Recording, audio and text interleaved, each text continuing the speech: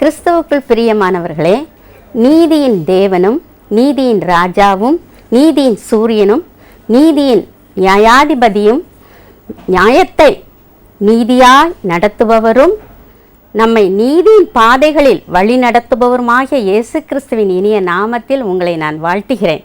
நம் தேவன் ஒரு ஆசீர்வதிக்கும் தேவன். அவர் நம்மை திட்டவட்டமாக உங்களை ஆசீர்வதிக்கவே ஆசீர்வதிப்பேன் என்று கூறுகிறார். நாம் ஒரு சிறிய காரியத்தை நம்முடைய தேவனிடத்தில் கேட்போமானால் அவர் அதை உத்தமமான காரியமாக நமக்கு மாற்றித்தர வல்லவராய் இருக்கிறார். ஃபார் எக்ஸாம்பிள், ஒரு வெண்கல ஸ்பூனை நாம் கேட்டால் அவர் என்ன சொல்வார் என்றால், என் மகளே, நீ ஒரு கோல்டன் ஸ்பூன் வாங்கிக்கொள் என்று கூறுவார். இதை நான் சொல்லவில்லை, வேதம் கூறுகிறது. ஏசாயா 60-61 அதிகாரத்தில் சில வசனங்கள் இவ்வாறு கூறப்பட்டுள்ளன. நான் உங்களுக்கு வெண்கலத்துக்கு பதிலாக பொன்னையும், இரும்புக்கு பதிலாக வெள்ளியையும், மரங்களுக்கு பதிலாக வெள்ளியையும், கற்களுக்கு பதிலாக நான் இரும்பையும் உங்களுக்கு கொடுப்பேன் என்று கூறுகிறார். அதே போல புலம்பலுக்கு பதிலாக ஆனந்த தைலத்தை நமக்கு கொடுக்க வல்லவராய் இருக்கிறார். சாம்பலுக்கு பதிலாக சிங்காரத்தை கொடுப்பாராம். நமக்கு ஒடுங்கின ஆவி இருந்தால் அதற்கு பதிலாக நமக்கு ஆனந்தத்தின் உடையை உடுத்துவிக்கிறவராக இருக்கிறார் என்று வசனங்கள் மிக அழகாக குறிப்பிடப்பட்டுள்ளது. அப்படிப்பட்ட தேவனை நாம் அனுதினமும் தியானிக்க வேண்டும். இந்நிகழ்ச்சியில் கூறப்பட்ட வேத வசனங்களை கண்டு பலர் எங்களுக்கு பல கருத்துக்களை அனுப்பி கொண்டே இருக்கிறார்கள்.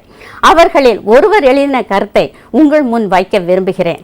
அவர் பெயர் brother Jesudas. He is from Chennai. அவர் இவ்வாறாக கூறியுள்ளார். அன்று பிறவியிலே பார்வை இழந்த ஒருவனை இயேசு குணமாக்கின செய்தியை நீங்கள் எங்களுக்கு அளித்தீர்கள். அப்பொழுது உடன் இருந்தவர்கள் அவன் சுகம் பெற்றதை அலட்சியப்படுத்தி, தேவையில்லாததை பெரியப்படுத்தி, கடவுளின் மகிமையை செலுத்தாதது வருந்தத்தக்கது என்று கூறினீர்கள். இன்னும் அநேக முக்கிய காரியங்களுக்கு மதிப்பு கொடுக்காமல் சிறிய அற்ப காரியங்களை பெரிதுபடுத்துகிறார்கள் என்றும் கூறினீர்கள். நீங்கள் கூறிய அந்த கருத்து மிகவும் அருமையானதாக இருந்தது. கர்த்தருக்கே மகிமை உண்டாவதாக என்று நீங்கள் கூறினீர்கள். இன்றும் நாம் இப்பொழுது தேவ செய்திக்குள் கடந்து செல்ல போகிறோம். செய்தியை அளிப்பவர் பிரதர் ஜோசப் ஸ்டீஃபன். அவர்கள் தெரிந்து கொண்ட சிறிய பாத்திரம் மொர்தேக்காய். மொர்தேக்காய் என்பவன் ஒரு வைராக்கியமான யூதனாக கர்த்தருக்குள் வாழ்ந்து வந்ததை பற்றி இப்பொழுது நாம் பார்க்க போகிறோம். கர்த்தராகிய இயேசு கிறிஸ்துவின் இனிய நாமத்திலே உங்கள் அனைவரையும் அன்போடு வாழ்த்துகிறேன். மீண்டும் இந்த வெள்ளிக்கிழமை உங்களோடு கூட சேர்ந்து தேவ வசனங்களை ஆராயத்தக்கதாக ஆண்டவர் கொடுத்த இந்த அருமையான வாய்ப்புக்காக அவருக்கு நன்றி செலுத்துகிறேன். இந்த நாளிலே பழைய ஏற்பாட்டில் உள்ள மொர்தேக்காய் என்பவனை குறித்து ஒரு சில காரியங்களை உங்களோடு கூட நான் பகிர்ந்து கொள்ள ஆசைப்படுகிறேன். வேதத்தில் உள்ள பல்வேறு பாத்திரங்களை அல்லது நபர்களை ஒப்பிடும்பொழுது இந்த மொர்தேக்காய் ஒரு சாதாரண மனுஷன்தான். எஸ்தர் என்ற சிறிய புஸ்தகத்திலே ஒரு சில பக்கங்களிலேயே இவனை வாழ்க்கை வரலாறு கூறி முடிக்கப்பட்டு விடுகிறது. இருந்தாலும் இவன் யூத மக்களுக்கு செய்த நன்மை மிகவும் பெரியது. இவன் காட்டிய துணிச்சல், வீரம், தைரியம், அவனுடைய அணுகுமுறை, இவை எல்லாம் நம்மை வியக்க வைக்கிறது. இவன் மூலம் நாம் கற்கிற பாடம் மிகவும் பெரியதாக இருக்கிறது. அதை குறித்து ஒரு சில காரியங்களை உங்கள் முன்பாக நான் வைக்க விரும்புகிறேன். முன்னுரையாக இந்த மொர்தேக்காயை பற்றி ஒரு சில காரியங்களை நான் சொல்ல வேண்டும். இந்த மொர்தேக்காய் யூத குலத்தை சேர்ந்தவனாய் இருந்தாலும் இவனுடைய முப்பாட்டனாகிய கீஸ் என்பவனுடைய காலத்திலே இவர்கள் நேபுகாத் நேச்சாரால் சிறைபிடிக்கப்பட்டு பாபிலோன் தேசத்திலே இருக்கிறார்கள். இந்த பாபிலோன் தேசத்திலே தான் இந்த மொர்தேக்காய் பிறந்தான் என்று சொல்லப்படுகிறது. அந்த பாபிலோன் ராஜாவினுடைய அரண்மனையிலே இந்த மொர்தேக்காய் அவன் பணிபுரிந்து கொண்டு இருக்கிறான். அவனுடைய ஒன்றுவிட்ட சகோதரி, கசின் என்று சொல்வோமே, அதுபோல் அவனுடைய ஒன்றுவிட்ட சகோதரி எஸ்தர் அந்த அரண்மனையிலே பட்டத்து ராணியாக இருக்கிறாள். ஆனால் ஒருவருக்கொருவர் இந்த உறவு என்பது மற்றவர்களுக்கு தெரியாதபடி அது மறைக்கப்பட்டிருக்கிறது. அதாவது அரண்மனையின் வாசலிலே அவன் பணியாற்றுகிறான். அவளுடைய ஒன்றுவிட்ட சகோதரி, அவளுடைய வளர்ப்பு மகளான எஸ்தர் அரண்மனையிலே பட்டத்து ராணியாக இருக்கிறார். இந்த சூழ்நிலையிலே அங்கு ஒரு சம்பவம் நடக்கிறது. அதைத்தான் நாம் ஒரு வேத வசனத்திலே வாசிக்கிறோம். அதை இப்பொழுது நாம் வாசிக்க கேட்போம். எஸ்தரின் புஸ்தகம் 3 அதிகாரம் 4 வசனம். இப்படி இப்படி அவர்கள் நாளுக்கு நாள் அவனுடனே சொல்லியும் அவன் தங்களுக்கு செவி கொடாத போது, தான் யூதன் என்று அவன் அவர்களுக்கு அறிவித்திருந்தபடியால் மொர்தெகாயின் சொற்கள் நிலை நிற்குமோ என்று பார்க்கிறதற்கு அதை ஆமானுக்கு அறிவித்தார்கள். மொர்தெகாய் அரண்மனை வாசலிலே ஒரு சாதாரண பணியாளனாக வேலை செய்து கொண்டு இருக்கிறான். அப்பொழுது ஆமான் என்ற ஒரு படை தளபதியை இந்த அகாஸ்வேரு ராஜா மிகவும் மரியாதை கொடுத்து தனக்கு இரண்டாவதாக நியமிக்கிறான். அவன் ஒரு கட்டளை கொடுக்கிறான். அனைத்து மக்களும் இந்த ஆமானை வணங்கி நமஸ்கரிக்க வேண்டும் என்ற கட்டளையை கொடுக்கிறான். அதன்படி எல்லா பணியாளர்களும் அவனை வணங்கி நமஸ்கரிக்கிறார்கள். ஆனால் வாசலில் உட்கார்ந்திருந்த இந்த மொர்தெகாய் அவனை வணங்கவும் இல்லை, அவனை நமஸ்கரிக்கவும் இல்லை. உடனே மற்ற பணியாளர்கள் அவனை பார்த்து கேட்கிறார்கள், ஐயா, நீ ஏன் அவரை வணங்க மாட்டேன் என்று சொல்கிறாய் என்று கேட்கிறார்கள். அப்பொழுது அவன் சொல்கிறான், நான் யூதன், நான் ஒருபோதும் அப்படி செய்ய மாட்டேன் என்று சொல்கிறான். இங்கு ஒரு கேள்வி எழும்புகிறது. அப்படி என்றால் யூதன் என்றால் தனக்கு உயர் அதிகாரியை மதிக்க வேண்டாமா? ஒரு இராணுவத்திலே பணியாற்றுகிற ஒரு சாதாரண சிப்பாய் உயர் அதிகாரிக்கு சல்யூட் பண்ண வேண்டாமா? காவல்துறையில் உள்ள கீழதிகாரி மேலதிகாரியை பார்த்து அவருக்கு வணக்கம் தெரிவிக்க வேண்டாமா என்ற கேள்வியெல்லாம் எழும்புகிறது. ஆனால் இங்கு மொர்தெகாய் சொல்கிறான், நான் யூதன், நான் இவனை வணங்க மாட்டேன் என்று அவன் சொல்லுகிறான். ஆமான் அரசனுக்கு அடுத்தபடியாக இரண்டாவது ஸ்தானத்தில் இருப்பவன்.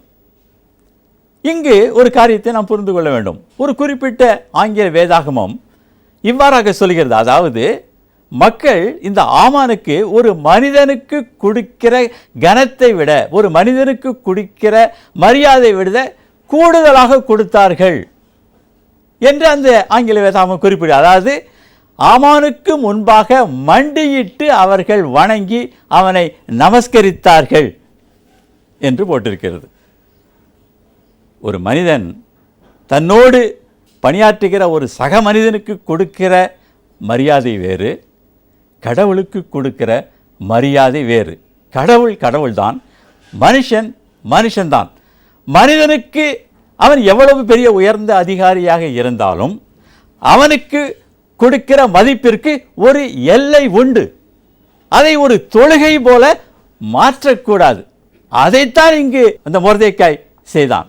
இங்கு மக்களெல்லாம் அவனை ஏதோ ஒரு கடவுளுக்கு அடுத்தபடியான உள்ள ஒரு பெரிய ஸ்தானத்தில் வைத்து ஒரு தொழுகை நிலையிலே அவனை வணங்கி நமஸ்கரித்தார்கள். இவன் யூதனாய் இருந்தபடியால், யெகோவாகிய தெய்வமே மெய்யான தெய்வம் என்று இவன் அறிந்திருந்தபடியால் அவன் சொன்னான், நான் இவனை வணங்க மாட்டேன் என்று சொன்னான்.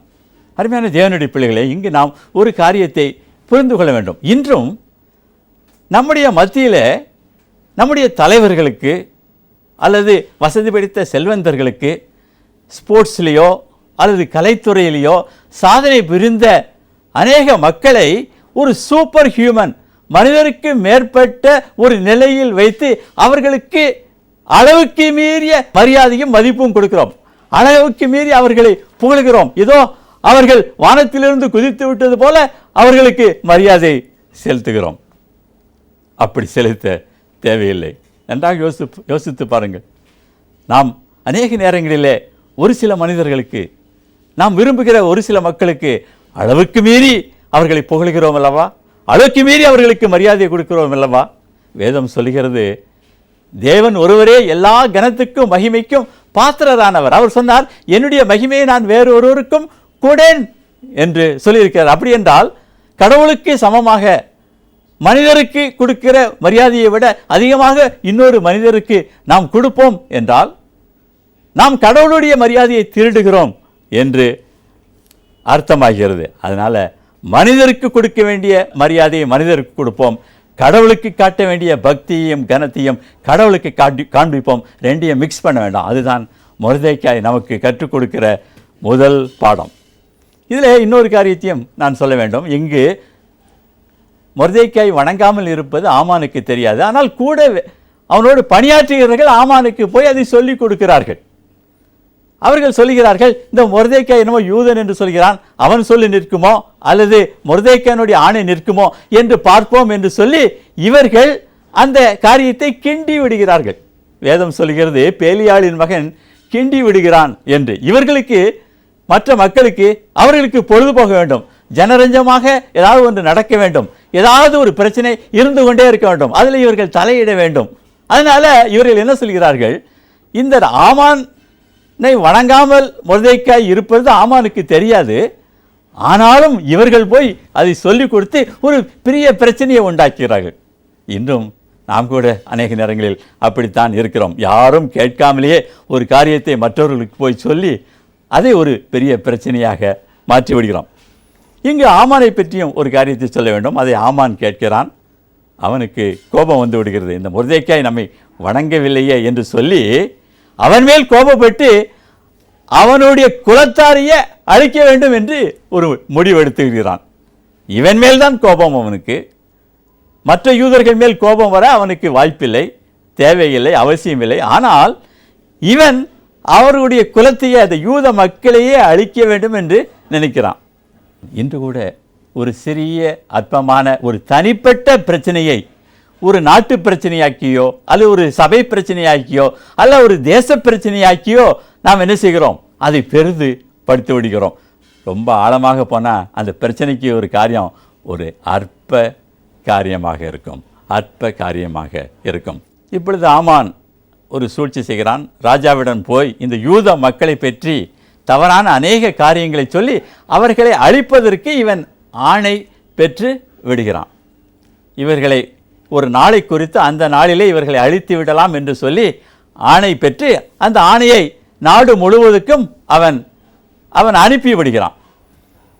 அப்பொழுது அது மொர்தெகாய்க்கு தெரிய வருகிறது. மொர்தெகாய் யூத மக்களை காப்பாற்ற வேண்டும், இதில் தலையிட வேண்டும் என்று நினைக்கிறான். பட்டத்து ராணியாகிய தன்னுடைய சகோதரிக்கு அவன் வளர்ப்பு மகளுக்கு சொல்லி அனுப்புகிறான். நீ போய் இந்த காரியத்தில் எங்களுக்கு உதவி செய்ய வேண்டும், ராஜாவிடம் போய் அகத்தியமாக இதை சொல்ல வேண்டும் என்று சொல்லி அவன் சொல்லி அனுப்புகிறான். அப்பொழுது எஸ்தர் தயங்குகிறாள். ஏனென்றால் ராஜாவை அவளை எளிதாக பார்க்க முடியாது. ராஜா கூப்பிட்டு அனுப்பாமல் ராஜாவை போய் பார்க்க முடியாது. இவர்களால் போய் பார்க்க வேண்டும் என்று நினைத்தால் ராஜா தன்னுடைய செங்கோலை நீட்ட வேண்டும், இல்லை என்றால் அவர்களை அழிக்க வேண்டும் என்ற ஒரு மாறாத சட்டம் உண்டு. ராஜாவை பார்ப்பது அவ்வளவு கடினமான காரியம். இந்த இடத்துல நான் ஒரு காரியத்தை உங்களுக்கு சொல்ல வேண்டும். இந்த உலக பிரகாரமான மக்களை பார்ப்பது கடினமான காரியம். உயர்ந்த பதவியில் இருப்பவர்களை அல்லது மிகுந்த பெரிய பொறுப்பில் இருப்பவர்களை பார்ப்பது கடினம். நம்ம அப்பாயின்மெண்ட் கேட்டு வாங்கி காத்திருந்து போனோம். சில நேரம் அப்பாயின்மெண்ட் கிடைக்கும், இல்லை கிடைக்காது. ஆனால் ராஜாவை பார்க்க எந்த அப்பாயின்மெண்ட்டும் தேவையில்லை. நீங்கள் ஒரு நாளைக்கு 100 தடவை கூட அவரை டிஸ்டர்ப் பண்ணலாம், 100 தடவை ஜெபம் பண்ணா கூட கேட்பார், இன்னும் ஜெபம் பண்ண மாட்டானா என்று காத்து கொண்டிருப்பார். இந்த உலக மக்கள் எல்லாரும் சேர்ந்து ஒரே நேரத்தில் ஜெபம் பண்ணா கூட அவர் கேட்பார். ஆனால் அந்த உலகத்தின் ராஜாவை நீங்கள் எளிதாக பார்க்க முடியாது. உலகத்தின் தலைவர்களை, உலகத்திலே பொறுப்பில் இருப்பவர்களை எளிதாக பார்க்க முடியாது. இங்கு அதே ஒரு சிக்கலில்தான் இந்த எஸ்தர் மாட்டிக்கொண்டாள். அவள் சொல்லி அனுப்புகிறாள், ராஜாவை பார்ப்பதில் சிரமம் இருக்கு சொல்லி தயக்கம் காட்டி அதை மொர்தெகாய்க்கு சொல்லி அனுப்புகிறாள். அப்பொழுது மொர்தெகாய் அவளுக்கு பதிலாக ஒரு சில காரியத்தை சொல்கிறான். மிக அருமையாக சில வாதங்களை அவன் எடுத்து முன்வைக்கிறான். அதைத்தான் எஸ்தரின் புஸ்தகம் 4ஆம் அதிகாரம் 13-14 வசனங்களிலே வாசிக்கலாம். மொர்தெகாய் எஸ்தருக்கு திரும்ப சொன்னது, நீ ராஜாவின் அரண்மனையில் இருக்கிறதினால் மற்ற யூதர் தப்பக்கூடாதிருக்க நீ தப்புவா என்று உன் மனதிலே நினைவு கொள்ளாதே. நீ இந்த காலத்திலே மௌனமாயிருந்தால் யூதருக்கு சகாயமும் ரட்சிப்பும் வேறொரு இடத்திலிருந்து எழும்பும். அப்பொழுது நீயும் உன் தகப்பன் குடும்பத்தாரும் அழிவீர்கள். நீ இப்படிப்பட்ட காலத்துக்கு உதவியாய் இருக்கும்படி உனக்கு ராஜ மேன்மை கிடைத்திருக்கலாமே, யாருக்கு தெரியும் என்று சொல்லச் சொன்னான்.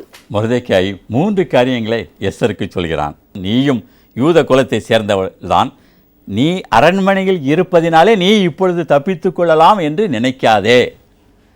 இந்த சட்டம் எல்லா யூத மக்களுக்கும் எதிரான ஒரு சட்டம். நீ ஒருவேளை இதை தலையிட்டு நிறுத்தவில்லை என்றால் நீயும் ஒரு நாளில் அழிஞ்சு போயிடுவ. நான் அரண்மனையில் இருக்கிறேன், நான் பெரிய பொசிஷனில் இருக்கேன், நான் பட்டத்து ராணியாக இருக்கிறேன், நான் தப்பித்துக் கொள்வேன் என்று நீ நினைக்காத. முதல்ல அதை புரிந்து கொள் அப்படின்னு சொல்கிறான். 2வது சொல்கிறான், நீ சும்மா இருந்தால் நாங்கள் அழிந்து போவோம் என்று நீ நினைக்காதே. ஏனென்றால் கடவுள் எங்களுக்கு வேறு வழியிலே எங்களுக்கு ஒத்தாசை அனுப்புவார். ஏதோ நாங்கள் கேட்பதினால நீ பெரிய அதை ஒரு பெரிதுபடுத்தி நம்ம காப்பாற்றினால்தான் உண்டு அப்படின்னு நினைக்காத. எங்களை காப்பாற்ற கடவுள் எப்படியாவது ஒரு வழியை திறப்பார். ஒரு வழி அடைத்தால் 100 வழியை திறக்க அவரால் முடியும். அதனால நீ நினைத்து கொள்ளாதே, நான் சும்மா இருந்தால் இவர்களுக்கெல்லாம் அழிந்து போய்வார்கள் என்று நினைக்காதே, கடவுள் எங்களை எப்படியும் காப்பாற்றுவார் என்று அடுத்ததாக ஒரு காரியத்தை அவன் சொல்கிறான். அநேக நேரத்தில் நாம் நினைத்துக் கொள்கிறோம், ஒரு காரியத்தை செய்ய முடியாமல் ஒரு தடை வந்தால் அதோடு அது செய்ய முடியாமல் போய்விடும் என்று நினைக்கிறோம். இல்லை, அப்படி இல்லை. கடவுளுக்கு 1000 வழிகள் உண்டு. அவர் எந்த வழியை வேணாலும் திறந்து நம்முடைய ஆசைகளை அவரால் நிறைவேற்ற முடியும். அதனால தான் அன்று எலிசா மூலம் யோசபாத்துக்கு சொன்னார், நீங்கள் காற்றையும் காண மாட்டீர்கள், மழையையும் காண மாட்டீர்கள், இந்த பள்ளத்தாக்கு என்னும் வாய்க்கால்களை வெட்டுங்கள், நீங்களும் உங்கள் மிருக ஜீவன்களும் குடிக்கும்படி இந்த பள்ளத்தாக்கு முழுவதும் தண்ணீரால் நிரம்பும் என்று சொன்னார். அருமையான தேவனுடைய பிள்ளைகளே, நீங்கள் காற்றையும் காண மாட்டீர்கள், மழையையும் காண மாட்டீர்கள், வழியே இல்லை என்று நினைப்பீர்கள், அங்கு வழியை உண்டாக்குவார். அதுதான் அங்கே அவன் சொல்கிறான். அதோட கடைசியாக ஒரு முக்கியமான ஒரு காரியத்தை சொல்கிறான். இதுதான் இந்த புத்தகத்தினுடைய சென்ட்ரல் பாயிண்ட் என்று சொல்கிறார்கள். அவன் சொல்கிறான், உன்னை பட்டத்து ராணியாக ஆண்டவர் அங்கு வைத்திருப்பது இது போன்ற சமயங்களிலே உதவி செய்வதற்கு தான். இது போன்ற சமயங்களிலே உதவி செய்வதற்கு தான். அதை மறந்துடாத. வாய்ப்பு என்னாலும் வருவதில்லை. வாய்ப்பு இருக்கும் பொழுது, சமயம் இருக்கும்போது அதை நீ பயன்படுத்திக்கொள் என்று சொல்லலாம். அநேக நேரங்களில் சமயங்கள் கிடைக்காமல் போய்விடலாம், சமயம் கிடைக்காமல் போய்விடலாம். அந்த சகேயு இயேசு கிறிஸ்து எரிகோவுக்கு வருகிற அந்த சமயத்தை பயன்படுத்தி கொண்டான். பரிதிமேயு என்ற குருடன், அவன் இயேசு கிறிஸ்து அந்த வழியாக வருகிற அந்த வேலையை பயன்படுத்தி கொண்டான். சிலுவையில் தொங்கிய அந்த கள்ளன் அந்த வேலையை பயன்படுத்தி கொண்டான். வாய்ப்புகள் சில நேரங்களிலே மீண்டும் வரும், ஆனால் அநேக நேரங்களில் வராமல் போய்விடும். அதனால் காலத்தை ஞானமாய் நாம் பிரயோஜனப்படுத்திக் கொள்ள அழைக்கப்பட்டிருக்கிறோம். இப்படி 3 ஆர்கியூமெண்ட்ஸை வைக்கிறான். யார் இதை கேட்டு மனம் இழகாமல் இருக்க முடியும், இசைவு தெரிவிக்காக முடியும்? எஸ்தருடைய மனதை இது உடைத்தது. ரொம்ப பவர்ஃபுல் ஆர்கியூமெண்ட்ஸை வைக்கிறான். மிக அருமையாக கருத்துக்களை அவள் முன்பாக தெளிவுபடுத்துகிறான். அதை பார்த்த உடனே அவள் இசைவு தெரிவிக்கிறாள், நான் ராஜாவிடம் போகிறேன் என்று சொல்கிறாள். இன்றும் இங்கே எஸ்தருக்கு ஆசைதான், அவர்களுக்கு உதவி செய்ய வேண்டும் என்ற ஒரு விருப்பம்தான். ஆனாலும் தயக்கம். அதை எப்படி ஆரம்பிப்பது, எப்படி அதை செய்வது என்று ஸ்டார்டிங்கிலே அவளுக்கு ஒரு தயக்கம். எப்படி இதை பிரேக் த்ரூ பண்ணுவது, how to start the issue, how to break the ice என்று சொல்வார்கள். அதுபோல அவளுக்கு ஒரு தயக்கம்.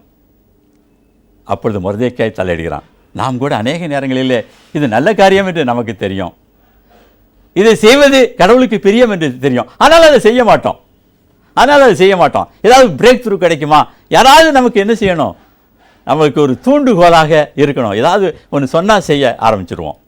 அதான் ராபர்ட் ஸ்கெல்லர் என்று சொல்லக்கூடிய ஒரு வேத பண்டிதர் சொன்னார், ஸ்டார்டிங் இஸ் ஆஃப் டன் என்று சொன்னார். ஆரம்பிச்சிட்டாலே பாதி முடிஞ்ச மாதிரி. ஆரம்பிக்கவே நாம் அநேக நேரங்களில் தயங்குகிறோம். நல்ல காரியங்களாக இருந்தாலும் கூட, இது நல்ல காரியம் என்று தெரிந்தாலும் கூட அநேக நேரங்களிலே நாம் தயங்குகிறோம். நமக்கு மொர்தெக்காய் போன்ற மனிதர்கள் தேவை, நம்மை உந்தி தள்ள. we need a push. ஆங்கில பழமொழி ஒன்று சொல்கிறது, we need a swift kick. நம்மளை ஜென்டலாக ஒரு கிக் பண்ணுறதுக்கு ஒரு ஆள் வேணும், அப்போ தான் நம்ம காரியங்கள் செய்வோம் என்று சொல்கிறது. அதுபோல் நம்முடைய வாழ்க்கையிலே அநேக காரியங்களை குறித்து நாம் தயக்கம் காட்டும்போது நமக்கு மொர்தெக்காய் போன்ற மக்கள் தேவை. இப்பொழுது மொர்தெக்காயும் எஸ்தரும் ஒருமனப்பட்டு சில காரியங்களை செய்ய ஆரம்பித்து விட்டார்கள். இப்பொழுது கடவுள் செயலாற்ற ஆரம்பிக்கிறார். இதற்கு இடையிலே ஆமான் மொர்தெக்காயை எப்படியாவது கொன்றுவிட வேண்டும் என்று சொல்லி தன்னுடைய வீட்டு பக்கத்திலே ஒரு பெரிய தூக்கு மரத்தை செய்து தயாராக வைத்துவிட்டு ராஜாவிடம் போய் இந்த மொர்தெக்காயை பற்றி கம்ப்ளைண்ட் பண்ணி அவரிடம் இவனை தூக்கி போடுவதற்காக ஒரு ஆணை வாங்கி கொண்டு வர வேண்டும் என்று சொல்லி அவசரமாக அவன் ராஜாவின் வீட்டுக்கு போகிறான். அப்பொழுது ஒரு சம்பவம் நடக்கிறது. அதான் எஸ்தரின் புஸ்தகம் 6ஆம் அதிகாரம் 1ஆம் வசனத்திலே வாசிக்கிறோம். அதை வாசிக்க கேட்போம். அந்த ராத்திரியிலே ராஜாவுக்கு நித்திரை வராதபடியினால் கால வர்த்தமானங்கள் எழுதியிருக்கிற நடபடி புஸ்தகத்தை கொண்டு வரச் சொன்னான். அது ராஜ சமூகத்தில் வாசிக்கப்பட்டது. இங்கு ஒரு செய்தியை ராஜா வாசிக்க கேட்கிறான். ஆமான் ஒரு தூக்கு மரத்தை செய்து மொர்தெக்காயை தூக்கி போடுவதற்காக ஆணை வாங்குவதற்காக அங்கு தயாராக வந்து கொண்டிருக்கிறான். அந்த ராத்திரியில், அதாவது தூக்கு மரம் செய்த அந்த ராத்திரியில் ராஜாவுக்கு தூக்கம் வரல. உடனே வரலாற்று புத்தகத்தை எடுத்து படிக்க சொல்கிறான். படிக்கும்போது இந்த மொர்தெக்காய் பற்றி உள்ள அந்த சங்கதியை அந்த வாசிப்பவன் அவனுடைய உதவியாளன் வாசிக்கிறான். பாருங்க, God's guidance R God's providence எப்படி அங்கே செயலாற்றுகிறது, என் காட்ஸ் சிஸ்டம் எப்படி செயலாற்றுகிறது. ஏதோ ஒரு பக்கத்தை எடுத்து படிக்காம மொர்தெக்காயை பற்றி எழுதியிருக்கிற, எப்படி அவன் அரசனை காப்பாற்றினான் என்று எழுதியிருக்கிற ஒரு பகுதியை எடுத்து வாசித்தான். வாசித்த உடனே ராஜா கேட்குறான், இவனுக்கு ஏதாவது நன்மை செய்யப்பட்டதா என்று கேட்கிறான். அப்பொழுது ஒரு நன்மையும் செய்யப்படவில்லை என்று அவர்கள் சொல்லுகிறார்கள். ஒரு நன்மையும் செய்யப்படவில்லைன்னு சொன்ன உடனே அவனுக்கு நன்மை செய்யணும் என்று சொன்ன உடனே ஆமான் வந்த உடனே ஆமான் சொல்கிறான், நீங்கள் அவனுக்கு உரிய கனத்தை செலுத்துங்கள் என்று சொல்லி ஆமானுக்கே கட்டளை விடுகிறான். அதாவது யார் தன்னை அழிக்க வேண்டும் என்று கங்கணம் கட்டி கொண்டு இருக்கிறானோ அவன் மூலமாகவே கனத்தையும் மதிப்பையும் மரியாதையும் பெரும்படி ஆண்டவர் என்ன செய்தார், காரியங்களை மாற்றி போட்டு விட்டார். ஆண்டவர் காரியங்களை மாற்றி போட்டு விட்டார். அதுதான் இவர்கள் 2 பேரும் மொர்தெக்காயும் எஸ்தரும் ஒருமனப்பட்டு காரியங்களை செய்யும் பொழுது கர்த்தர் அங்கு பலத்த கிரிகளை செய்தார். இங்கே இன்னொரு காரியத்தையும் நாம் மனதில் கொள்ள வேண்டும். எப்பொழுதோ அநேக ஆண்டுகளுக்கு முன்பாக இந்த ராஜாவை மொர்தெக்காய் சிலருடைய சூழ்ச்சியிலிருந்து காப்பாற்றியிருக்கிறான். அப்பொழுது யாருக்கும் அது தெரியவில்லை, அது மறைக்கப்பட்டு விட்டது. அதற்குரிய அங்கீகாரம், அதற்குரிய பரிசு அவனுக்கு கிடைக்கவில்லை. ஆனால் ஆண்டவர் ஒரு வேலையை குறித்திருந்தார்.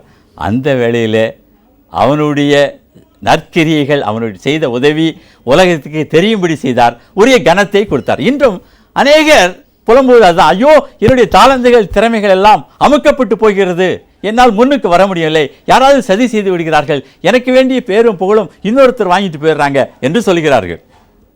கவலைப்பட வேண்டாம், கவலைப்பட வேண்டாம். கர்த்தர் ஒரு நாளை குறித்திருப்பார்.